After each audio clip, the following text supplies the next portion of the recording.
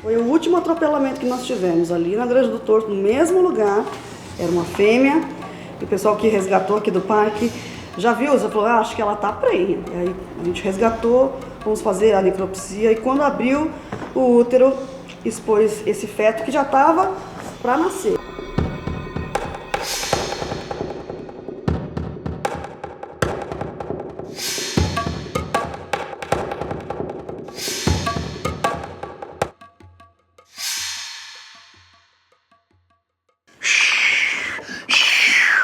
Vamos navegar lá pro Rio Negro, onde as coisas são tão lindas. Em março começa tudo de novo. Ainda bem, porque eu tô louco de vontade pra voltar pra Manaus. Eu amo aquele lugar, o Rio Negro, um lugar que não tem mosquito, zero mosquito. Never, nunca você vai ser picado por um mosquito ali no Rio Negro, em Manaus. E nós vamos navegar 3 dias, do 9 ao 12, a nossa viagem de março 2023, a primeira do ano, onde a gente vai encontrar indígenas, a gente vai nadar com o boto rosa, tudo a bordo de um barco como esse aqui. Isso é louco, a coisa mais linda do mundo. Vagas limitadas, eu tô louco pra ir pra Manaus, primeira viagem do ano. Venham comigo, te espero. Maiores informações é só falar com a Dani. A Dani vai organizar toda a sua viagem, segura que é uma viagem familiar. Vem comigo, vamos embora pra Amazônia. Mais uma vez vamos abordar esse assunto que é de extrema importância para a preservação e conservação da fauna. Não só aqui do Cerrado, mas em todos os biomas brasileiros. Estamos falando dos atropelamentos e das queimadas, que têm atingido também áreas de conservação em todo o país. Dados obtidos de setembro de 2019 a maio de 2022, nesses 32 meses, conferiram uma lista de 31 espécies de mamíferos de médio e grande porte, muitos deles ameaçados de extinção, que estão encontrando abrigo seguro dentro do Parque Nacional de Brasília para sua reprodução e o cumprimento de suas funções ecológicas. Animais como o tamanduá-bandeira, anta e até a onça parda, que foram registrados com filhotes. Vemos que o Parque Nacional é um abrigo seguro para a vida selvagem. Mais um motivo para que a população tome cuidado ao transitar com veículos no entorno do parque e ao fazer uso das áreas do próprio parque, para evitar os incêndios e os atropelamentos da vida selvagem que vive nesses espaços. Senhores, tinha uma onça que eu acho isso motivo de muito orgulho e satisfação, saber que tem uma onça pintada a menos de 6 quilômetros. Mostra que o parque cumpre seus objetivos. Mostra que ele cumpre esses objetivos, exatamente. A importância das áreas protegidas. Né? Sejam todos muito bem-vindos ao Brasil Biomas. Já vai deixando aquele like gostoso, verifica se você está inscrito no canal e compartilhe esse vídeo tão importante. Estamos no Cerrado agora. E nós vamos entender no programa de hoje a problemática que vem ocorrendo não só aqui no Cerrado do Distrito Federal, mas na verdade em todas as áreas naturais por nosso Brasil. Aqui na Granja do Torto teve sim, você falou que tem um Expo, festival, Expo, não sei o que. Aqui quer dizer, colado no Parque Nacional, né? E ali, quer dizer, movimentação intensa, à noite o pessoal sai com carro, não sei o quê. Então eu imagino que assim, uma das grandes pressões que o parque sofre, né, no entorno, né, a população que vive em volta e as vias, né. Então assim, os animais, eles... aquele lugar ali da granja, ali é uma travessia de antas, tanto é que depois vocês vão ver, tem uma plaquinha, travessia de antas. Só ali foram 5 atropelamentos. Só naquele ponto? Só naquele ponto ali, 5 atropelamentos em 3 anos. E 12 assim ao redor daqui, contando com o Lago Oeste, aqui na frente do Parque Nacional. 12 antas em 3 anos. Isso é e muito, a última estava com um filhote. Isso é muita coisa. Estava prenha, estava para parir. Quer dizer, foram 2 vidas ali. Foram 2 fêmeas, né? 2 fêmeas. Quer dizer, aquela que pode produzir filhotes, 2 oportunidades jogadas fora. Tem caça dentro do parque? Essa dimensão da caça a gente não sabe muito bem, mas a gente está vendo com o tempo, né? Porque precisa de um monitoramento, tem que ir à noite, é perigoso, né? Para fazer esse tipo de monitoramento perigoso. Porque as pessoas estão armadas, tem que ter fiscal junto, né? Nós tivemos agora uma caça que não deu certo. Isso a gente descobriu porque não deu certo, porque o pessoal da brigada estava fazendo monitoramento e viu uma anta laçada. Putz, o cara aqui dentro, uma anta. Talvez o foco não fosse, o alvo não tenha sido a anta, talvez queixada, que tem bastante assim aqui, né? Mas ela foi lá, né? Deve ter colocado a ceva ali, botou a cabeça e tava lá, morta. Incêndios. Incêndio também, a gente tem que É um ter grande essa problema. dimensão. A gente tá vendo agora, porque todo ano é diferente, né? Tem um ano que pega mais fogo, uma área maior, tem um ano que é menor, né? Às vezes é um pouco mais fora. Aí depende, tem que fazer assim um monitoramento, um georreferenciamento. Eu não faço isso, então não posso dizer, né? Com certeza. Às vezes tem ano que explode, que nem deu uma chapada, de repente, dos veadeiros, né? Aí acaba com tudo. E finalmente atropelamento. Quer dizer, Atropelamento todas essas tem sido assim, o que mais está chamando a atenção, porque aparece, né? A caça a gente não sabe, né? Tem que ir mais a fundo para saber. Atropelamento a gente acaba sabendo porque a gente está do lado da cidade. Mas aqui ao lado da cidade todo mundo avisa, tem SLU que recolhe, né? O batalhão da polícia que também, se tiver vivo, eles pegam. E a gente que está de olho também para realmente saber para onde que vai, porque esses animais eles precisam ter uma destinação, mesmo se eles estiverem feridos, estiverem vivos, estiverem mortos, tem que ter uma destinação pelo menos para a ciência, né, para a gente ir a fundo pegando mais informações sobre a biologia da espécie, né.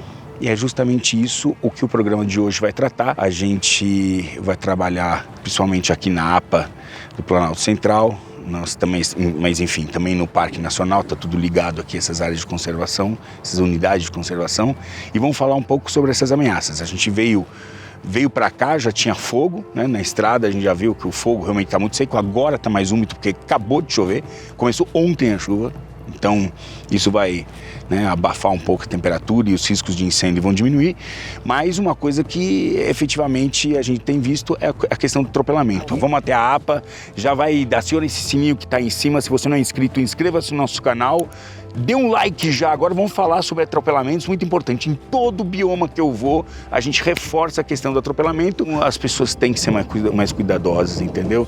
E eu sei que tem muita gente que se pode, vai. Então vamos se ligar nisso. Vamos lá, vamos para a APA.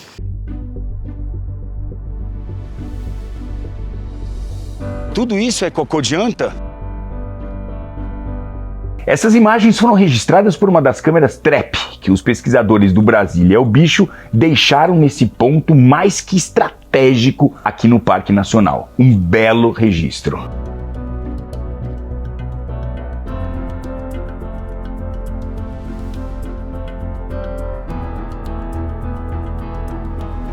Chegamos à área de proteção ambiental do Planalto Central. Essa é uma unidade de conservação federal de uso sustentável, criada em 2002 e que fica dentro do Parque Nacional de Brasília.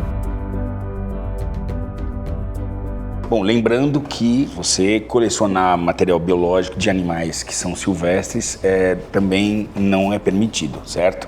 Só para deixar isso já avisado, que a coleção é linda, mas ela tem que estar ou em museus ou na mão de profissionais que estão, inclusive os próprios profissionais, eles precisam ter licença para ter, então não é assim de qualquer jeito, certo? Esses animais são provenientes a maioria de atropelamento, né? E isso tem que servir, para alguma coisa tem que servir essa tragédia, né? Pelo menos para a gente conhecer melhor sobre a espécie e sobre as populações também daquela espécie naquele lugar. Todos esses animais são daqui? Todos são. É um canídeo, um lobo-guará esse aqui? Uhum. Esse aqui é um guaxinim. Temos aqui um felídeo. Tá. Já a cada detalhe mais curtinha, né? Bem mais curta. Essa é uma ariranha? Essa aqui é uma lontra. É uma lontra essa? Então, assim, você vai vendo que cada um... Bom, são carnívoros, né? Então tem mais ou menos o mesmo formato. Porque se você for ver, comparar com o tamanho da bandeira, por exemplo, esse aqui é totalmente diferente, né? Um crânio alongado. Que tem os crânios alongados. Nem parece um crânio. Estranho demais. Tem os crânios arredondados, tem os crânios achatados. Tá vendo? Olha. E tudo isso tem algum motivo, não é à toa que é isso aqui. Isso aqui por quê? Porque o areal é aquático, né? Então ele tem que ser hidrodinâmico. Sim, perfeito. Então olha aqui, você vê a evolução, por isso que é importante você pegar ossadas. Às vezes você olha e fala, né, não dá bola. Mas se você for ver, tanta coisa que pode revelar num crânio, né, numa estrutura dessa, por exemplo, adaptado totalmente para a vida aquática. Como no caso do boto aqui também. que é isso aqui, né? Já é totalmente diferente. Se você fizer uma osteologia comparada, você vai vendo, porque os cetáceos, eles voltaram para o ambiente aquático, né? Eles eram, digamos, o ancestral era terrestre, ele começou a achar um nicho no ambiente aquático e começou a ficar ali, né? Aí foi dando certo, evolução, mutação, né? Milhões e milhões de anos. Aí o que aconteceu? Ele mergulhava, digamos, era um animal mais ou menos parecido com um urso, digamos assim. Então ele mergulhava para caçar seu alimento. A seleção natural foi selecionando aqueles que eram mais adaptados. Então a narina foi ficando cada vez mais perto do topo. Mas aí você consegue ver a evolução no crânio, com a migração da narina aqui. Digamos, era aqui no ancestral, aí por ele mergulhar, né? Seria mais interessante que ela fosse aqui no topo. As pessoas acham que por conta de uso, desuso, aquilo vai se transformando em outra coisa. Aqui é um carta de baralho, sai vários, né? E aquele que está melhor adaptado para aquela condição é aquele que vai passar a sua genética. Então, nasce um com um buraco aqui no meio, outro lá no outro, e aquilo vai, aqueles que nasceram com buraco no lugar certo, aí esses aqui sobrevivem melhor e passam sua genética adiante. Vamos passar para aqueles crânios de lá? Como está tendo vários atropelamentos, várias ocorrências de antas, pelo menos é o que a gente fala, né? Tem que servir para alguma coisa o material biológico, né? Então, assim, por exemplo, essas aqui já tem um número suficiente para a gente começar, né, a fazer um protocolo de idade. Claro que não são só essas, a gente tem mais, infelizmente a gente tem cada vez mais. Mas aí, ó, você consegue ver a faixa etária. Tem alguns animais que você consegue saber a idade, só que aí são outras metodologias. Faz um corte no canino, aí olha no microscópio, aí você vê os anéis. Aí, como se fosse das árvores. Sim, sim. Então você vai contando os anéis. Dá para fazer isso no canino dos canídeos, ou dentro dos cetáceos também. Dá para você fazer uma lâmina e ir contando e vendo a idade mesmo. E no caso da anta, você vê aqui a sequência de erupção dos dentes, indica a fase, né? A faixa etária que tem. Esse mais novinho, é isso? Então, ó, esse filhote aqui era um que ainda tinha até uns resquícios de listras. Então a gente sabe, é um filhote grande porque todo animal tem uma fórmula dentária, né? E a anta tem 7 dentes. Então aqui a gente vê que tem 4 pré-molares. Tem os incisivos, né? Tem incisivo, tem canino, depois a gente vê aqui. Mas esses são os pré-molares. A anta tem 4 pré-molares e 3 molares. Então, nesse caso, estão erupcionados os 4 pré-molares e está faltando os 3 para erupcionar ainda. Tá vendo que está no alvéolo ainda? Sim, sim. Então tem 3 ainda para erupcionar. Então, diferente dessa. A gente coloca já nessa categoria, é um filhote grande. Foi o último atropelamento que nós tivemos ali na Granja do Torto, no mesmo lugar. Era uma fêmea. E o pessoal que resgatou aqui do parque já viu, já falou, acho que ela tá prenha. E aí a gente resgatou, vamos fazer a necropsia e quando abriu o útero, expôs esse feto que já tava para nascer. Putz, tava formadinho já, né? Tava formadinho. E era uma fêmea.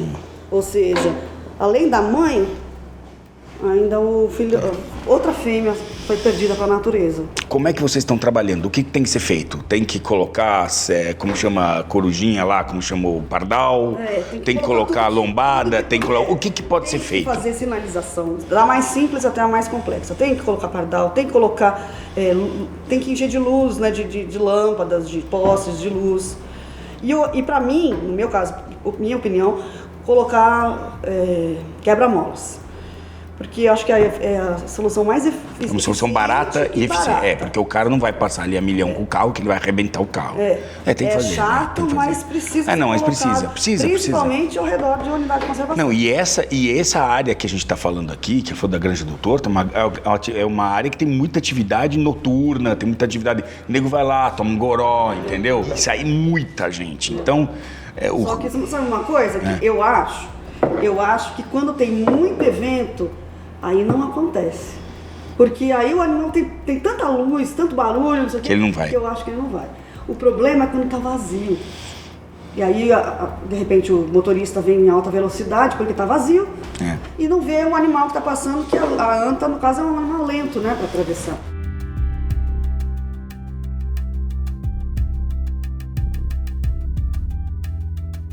Quero mostrar um trabalho que está sendo feito que eu não tinha visto em outro local. São faixas de como se fosse de pedestre, só que para os animais. Em locais onde tem, efetivamente, vocês mapearam que tem muito fluxo. Essa que a gente quer mostrar aqui o modelo.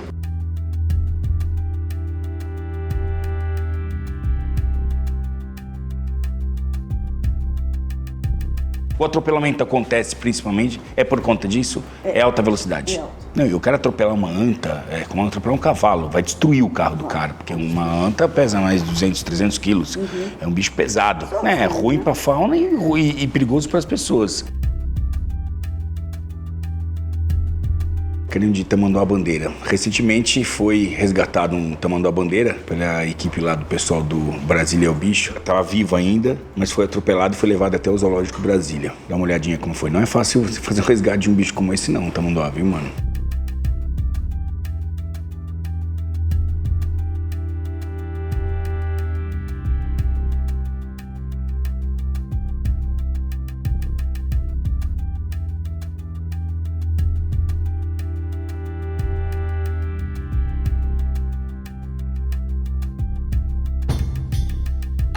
As margens da rodovia que cortam o Parque Nacional estão em chamas. A ação do fogo continua com intensidade a consumir a vegetação do entorno do Parque Nacional. Nós estamos indo para a sede do Parque Nacional de Brasília. Lá a gente vai conseguir entender melhor como é que esses incêndios vêm ocorrendo e como eles estão trabalhando para evitar o pior. Quem nos recebe é a chefe do IBAMA aqui do Parque Nacional, Júlia de Barros Alves. Uma das pressões, além do atropelamento, é a questão do fogo. Fogo e caça, né? São pressões que existem dentro de unidade de conservação. A questão do fogo aqui, como nós estamos no fim do pico, né? Agora acabou de chover, ainda bem, todo mundo está feliz, 2 dias de chuva maravilhosa, a gente acompanhou, mas até 2 dias atrás a gente estava no pico, agora em setembro, da seca. Como é que se combate preventivamente o fogo? Por ser uma unidade urbana, a gente é cercado, né, por exemplo, essa área aqui do parque, original de 61, por uma rodovia. Então, por exemplo, nas chácaras, as pessoas elas colocam incêndio para queimar folhas, poda, ou faz uma fogueira aqui ao redor da rodovia e o fogo acaba entrando aqui pro interior do parque. Isso aqui tem uma zona de amortecimento aqui ou já a gente está colado na população? O Parque Nacional de Brasília, ele não tem uma zona de amortecimento definida. O que ele tem é, dentro do zoneamento da APA do Planalto Central, algumas zonas de proteção do Parque Nacional de Brasília e da Reserva Biológica da Contagem. Tá. Alguns locais, sim, a cidade ele é vizinha de cerca do parque. Esse último incêndio que a gente teve queimou mais do que 2.000 hectares em menos de 8 horas. Ele foi bem severo. A gente teve aqui em Brasília, nesses últimos dias, umidade relativa do ar a menos de 10%. O que a gente está vendo ali que está circundado em vermelho é a área que foi atingida, é isso? Isso, nesse último incêndio, né, cerca de 5.000 hectares. E aí vocês contam com que ferramentas? Hoje o que a gente tem brigadistas que ficam fixos aqui na unidade? Sim, nós temos o Parque Nacional de Brasília, ele tem 28 brigadistas florestais. O Instituto Chico Mendes, ele tem uma brigada nacional, que a sede é aqui em conjunto conosco, né, na Reserva Biológica da Contagem. E aí esses brigadistas, eles apoiam as unidades aqui do Cerrado, do Distrito Federal, do Pantanal e de todo o Brasil, se for necessário. A gente teve a oportunidade de acompanhar o combate a fogo lá no Pantanal. A gente ficou 1 ano e meio na época que, enfim, acho que foi mais horrível desde que eu vou ao Pantanal, que era criança. E vão acompanhar como é o trabalho desses caras, desses heróis do fogo lá.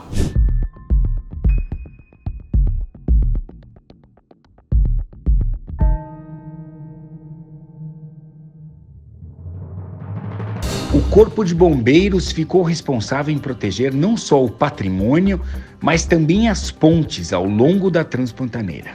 Sem as pontes, seria impossível chegar suprimentos, mantimentos, combustível para as aeronaves, enfim, eles estariam isolados.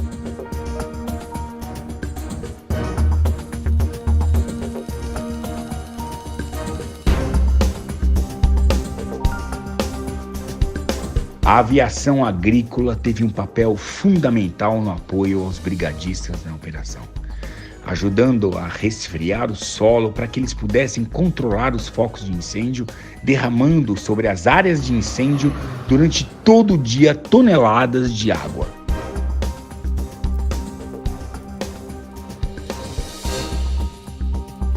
Dia e noite, o fogo continua a consumir a vegetação.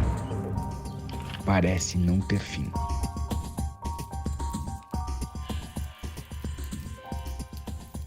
O pessoal do Brasileiro Bicho, com as câmeras trap, identificaram. Vocês também tinham uma câmera trap. Parece que teve uma onça que passou por vocês, passou por eles também. Acho que já desde a APA, não é? Pelo professor da UNB também tem uma câmera da UNB. Onde foi essa onça? É 10 quilômetros em linha reta. Quer dizer, senhores, tinha uma onça que eu acho isso motivo de muito orgulho e satisfação. Saber que tem uma onça pintada a menos de 6 quilômetros. Mostra que o parque cumpre seus objetivos. Mostra que ele cumpre esses objetivos, exatamente. A importância das áreas protegidas, né? Porque imagina, se toda essa área tivesse ocupada, a gente não ia não ia. Essa fauna Certamente tão não. importante, ameaçada de extinção no Cerrado. Vamos viajar um pouco e ver quais os animais que frequentaram aqui com as câmeras trap que foram colocadas aqui no Parque Nacional. Vamos entender quais são os indivíduos, que são indivíduos, né? E de que espécie frequenta aqui o Parque Nacional, pertinho aí de vocês aqui de Brasília.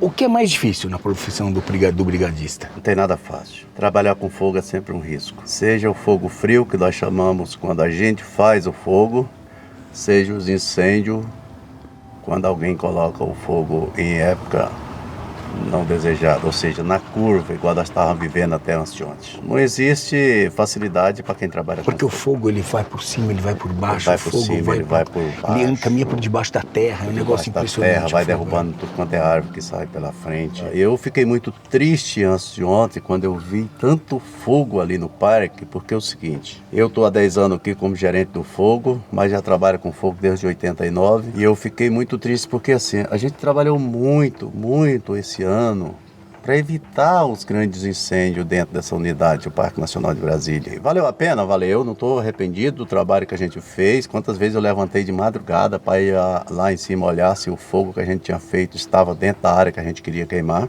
Mas é muito doído quando a gente olha um incêndio do poste que aconteceu aí esses últimos 3 dias e saber que eu, como responsável pelo fogo do parque, a gente não conseguiu evitar um incêndio desse tamanho. Eu queria, em nome da sua pessoa, Manuel, agradecer e homenagear os brigadistas, os guerreiros do fogo, porque a gente, como vocês viram as imagens do Pantanal, que a gente teve a tristeza de acompanhar, mas o privilégio de conhecer os homens que estavam na frente, entender os diferentes fogos, como eles caminham, e foi o fogo mais impressionante que eu já vi na minha vida, cara. A árvore de 50, 60 metros de labareda, cara. Parabenizar, através de você, o trabalho que vocês têm feito, porque é um trabalho de heróis, de verdade. É um trabalho de heróis, que não mede sacrifício, arriscando a própria vida para garantir, né, esse nosso patrimônio.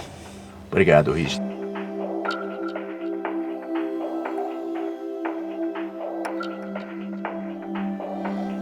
Então fica meu apelo, mais uma vez, por favor, pessoas que estão cruzando nas estradas, que beiram áreas naturais, que beiram parques e reservas, por favor, maneirem na velocidade, evitem transitar nos horários, principalmente nas estradas, aqueles horários do lusco-fusco, quando baixa a luz, que é justamente quando os animais começam a sair para forragear, e você enxerga, o farol não está muito bem calibrado, ou você está naquele período de tarde onde a luz está, né, baixando, mas ainda o farol não está iluminando e onde acidentes acontecem. Presta atenção, não use o celular enquanto você estiver dirigindo.